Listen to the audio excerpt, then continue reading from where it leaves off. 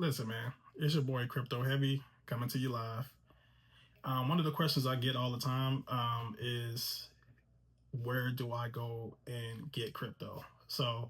Cryptocurrencies can be bought on exchanges, which is it's a ton of different exchanges that you can utilize. For me personally, I utilize Uphold. That's the one I started on. I like Uphold because they were the first exchange that it seemed very easy to purchase crypto. It links to your bank, and you can move money back and forth. They were liquid. You never had any issues where you couldn't get your money out, as well as they were one of the only exchanges that allowed you to purchase XRP during the lawsuit. Because I was an investor of XRP, Uphold was the exchange of choice for me. You can also utilize Coinbase.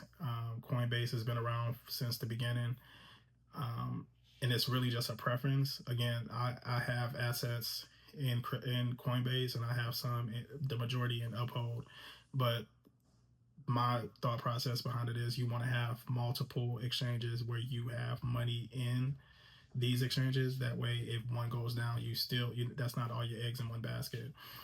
So Uphold is my go-to. Coinbase, I have a small position in it. I also utilize cold wallets. A lot of people talk about that. If it's not your keys, it's not your crypto. So keep that in mind. But it is very much like it's a process. So everybody ain't comfortable doing the process of using like a ledger, nano ledger, to put your money on your crypto on there and holding it long term. I do have a nano ledger, and I have some assets there that I want to keep into the future, something that I'll probably pass down to my kids type of thing.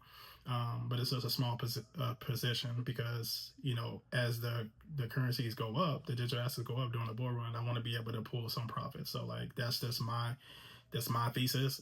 Everybody's thesis is going to be different. A new exchange / brokerage is Caleb and Brown, which I have an appointment with them.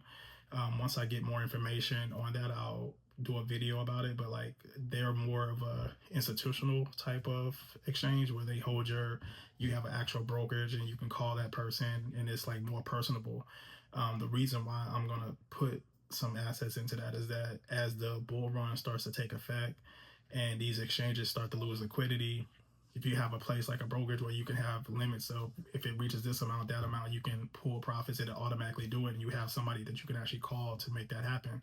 I think that'll be more feasible for anybody that's new to crypto. Like, I would advise you to have something like that, so that way, as these price targets go up, you don't get stuck at the top where you can't sell because they got limits of how much you can pull out. And I've heard that. I haven't experienced it. Again, this is my first bull run, but I have heard horror stories of people letting their cryptos go all the way up to an all-time high, and then when it's time to pull profits, they can't because there's no liquidity. The exchange go down, and you watch those profits go back down, and you don't make any money off of it. So I'm having something like Caleb and Brown, where it's a brokerage where you can talk to a person. I think that'd be something that would be smart, especially as a new crypto investor.